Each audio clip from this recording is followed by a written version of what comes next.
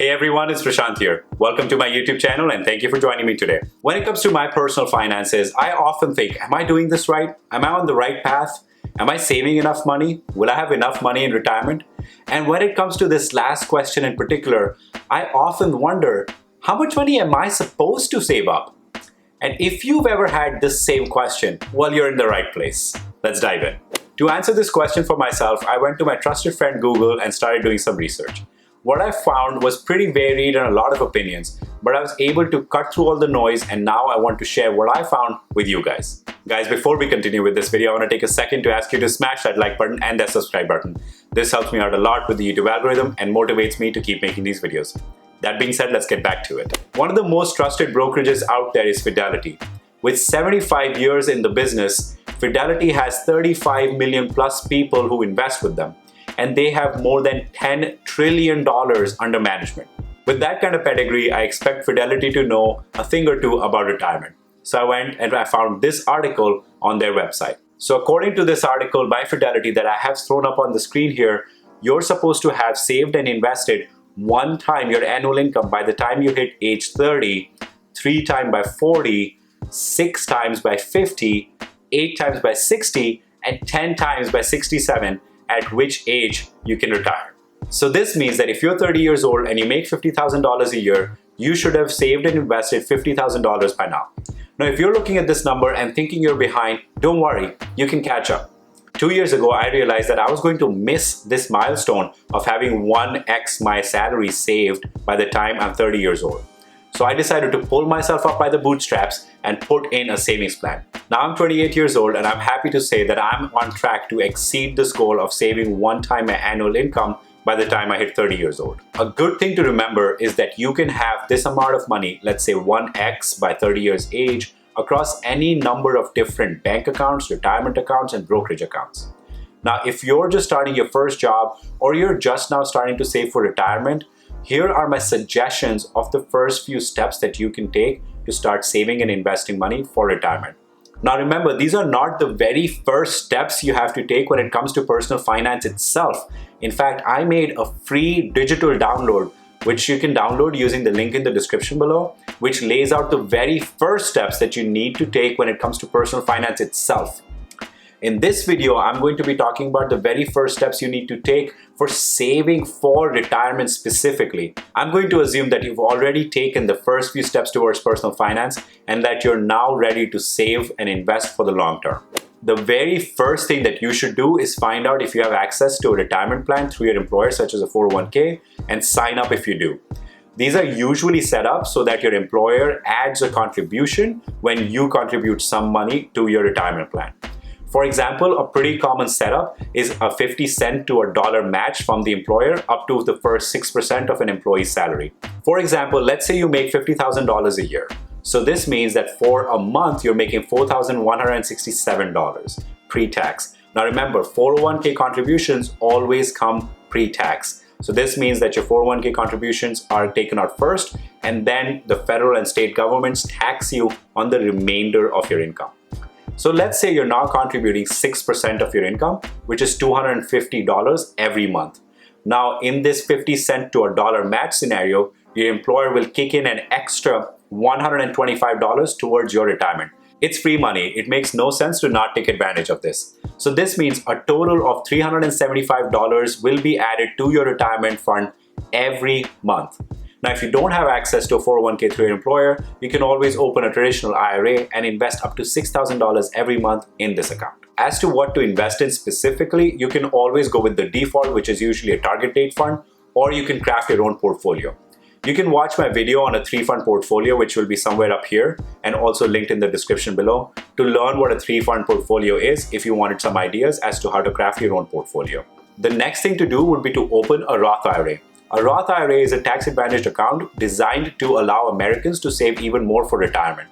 So what you do is you take post-tax money and put it and invest it within a Roth IRA. And then any gains that you would have that you withdraw in retirement would be completely tax-free. The IRS allows you to save and invest $6,000 every year into a Roth IRA with an additional $1,000 per year if you're over the age of 50. Once again, a 3-fund portfolio is a great option to invest in, link in description down below. The third thing that I would suggest is to start saving money for a down payment to own your own home. You can buy a home with a low interest rate 30-year conventional fixed rate mortgage with as low as a 5% down payment. Currently, mortgage interest rates for a 30-year conventional loan are about 3% if you have a credit score of 740 and higher. According to Zillow, the average home price in the United States is about $270,000. So the payment on such a house using a 5% down payment and a 30-year fixed rate mortgage for at about 3% interest rate is about $1,500 a month. This includes principal, interest, mortgage insurance, home insurance, and taxes. So everything all in is just about $1,500. Rent for a 2-bedroom house can also be $1,500 or even more.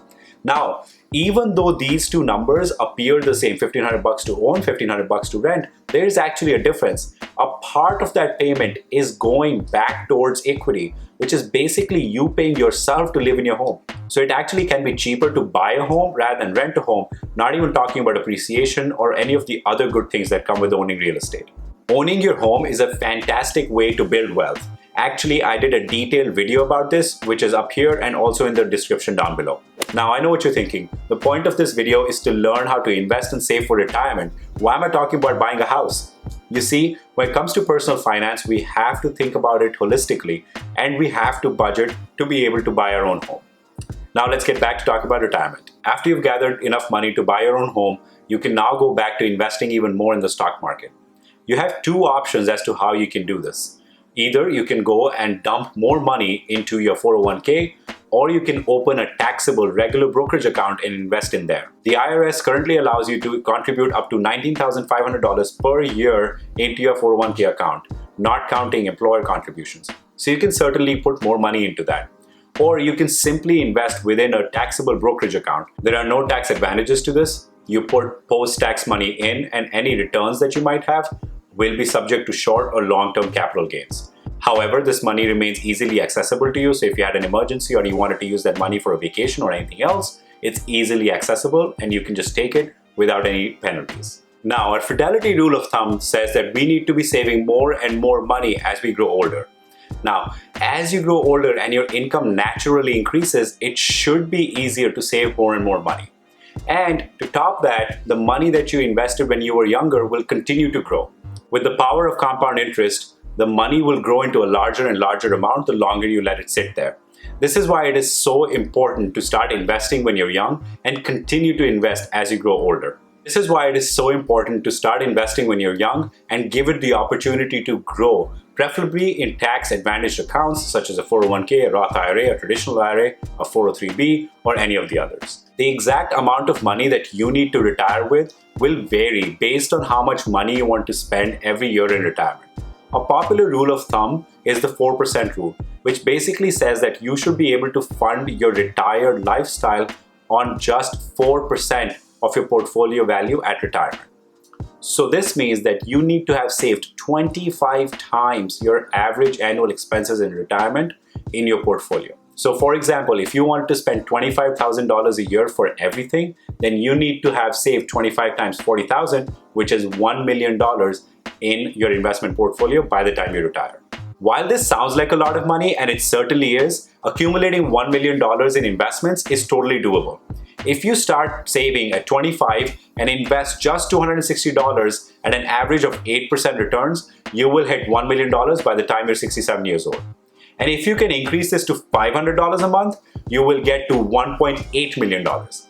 So that's all I have for you guys in today's video. I hope you found this video informational, entertaining, and interesting. If you did, please go ahead and smash that like button and that subscribe button for the YouTube algorithm and click the bell icon to be notified instantly when I post a new video. I post at least one new video every week with great new financial content, and I would love to see you back here. Also, go ahead and follow me on TikTok and Instagram where I post every week. Thank you so much for watching, and see you next time.